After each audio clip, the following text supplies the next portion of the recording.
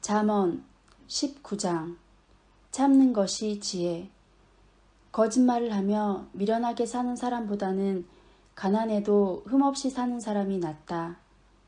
지식이 없는 열심은 좋은 것이라 할 수 없고 너무 서둘러도 발을 헛디딘다.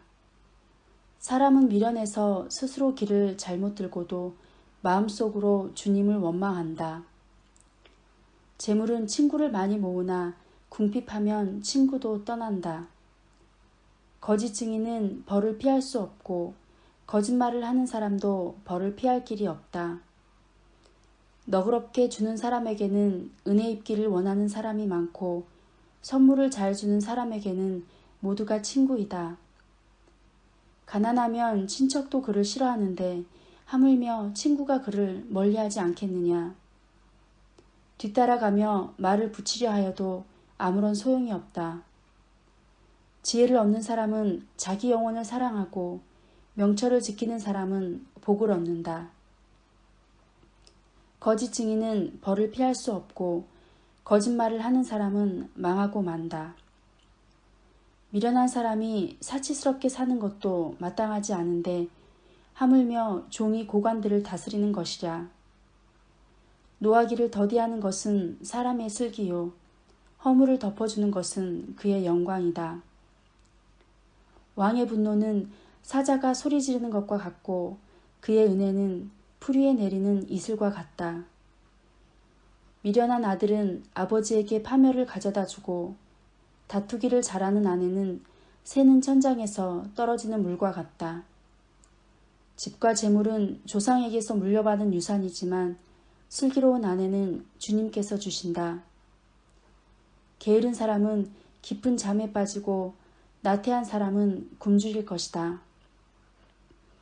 계명을 지키는 사람은 제 목숨을 지키지만 자기 행실을 주의하지 않는 사람은 죽는다. 가난한 사람에게 은혜를 베푸는 것은 주님께 꾸어드리는 것이니 주님께서 그 선행을 넉넉하게 갚아주신다. 내 아들을 훈계하여라. 그래야 희망이 있다. 그러나 그를 죽일 생각은 품지 말아야 한다. 성격이 불같은 사람은 벌을 받는다. 내가 그를 구하여 준다고 해도 그때뿐 구하여 줄 일이 또 생길 것이다. 충고를 듣고 훈계를 받아들여라. 그리하면 마침내 지혜롭게 된다. 사람의 마음에 많은 계획이 있어도 성취되는 것은 오직 주님의 뜻뿐이다. 사람에게서 바랄 것은 성실이다. 거짓말쟁이가 되느니 차라리 가난뱅이가 되는 것이 낫다. 주님을 경외하며 살면 생명을 얻는다. 그는 만족스러운 생활을 하며 재앙을 만나지 않는다. 게으른 사람은 밥그릇에 손을 대고서도 입에 떠넣기를 귀찮아한다. 오만한 사람을 치면 어수룩한 사람도 깨닫는다. 명철한 사람을 꾸짖으면 그가 지식을 얻는다. 아버지를 구박하고 어머니를 쫓아내는 자식은 부끄러움과 수치를 끌어들이는 자식이다. 아이들아, 지식의 말씀에서 벗어나게 하는 훈계는 듣지 말아라. 악한 증인은 정의를 비웃고 악인의 입은 죄악을 통째로 삼킨다. 오만한 사람에게는 심판이 준비되어 있고 미련한 사람의 등에는 매가 준비되어 있다. 20장. 금보다 귀한 지혜. 포도주는 사람을 거만하게 만들고 독한 술은 사람을 소란스럽게 만든다. 이것에 빠지는 사람은 누구든지 지혜롭지 않다. 왕의 노여움은 사자의 부르짖음 같으니 그를 노하게 하면 목숨을 잃는다.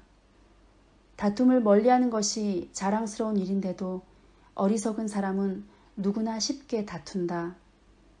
게으른 사람은 제철에 밭을 갈지 않으니 추수 때에 거두려고 하여도 거둘 것이 없다.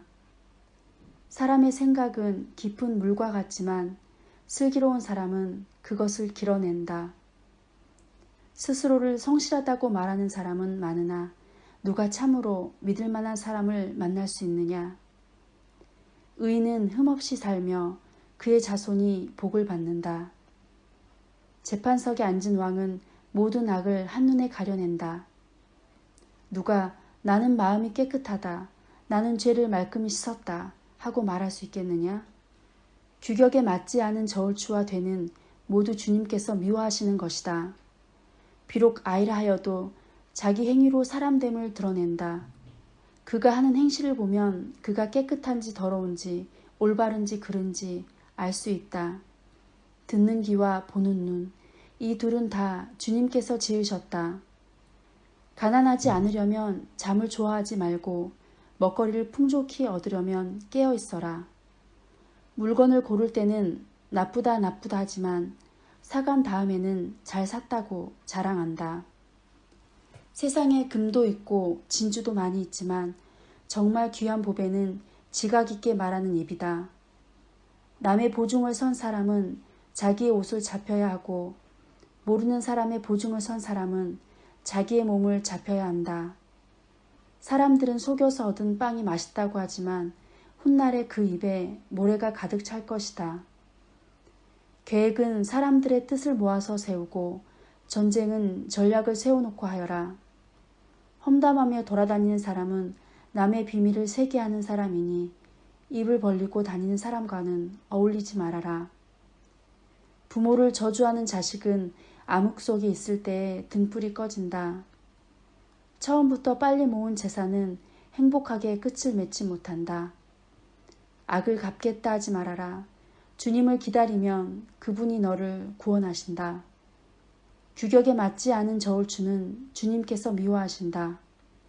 속이는 저울은 나쁜 것이다.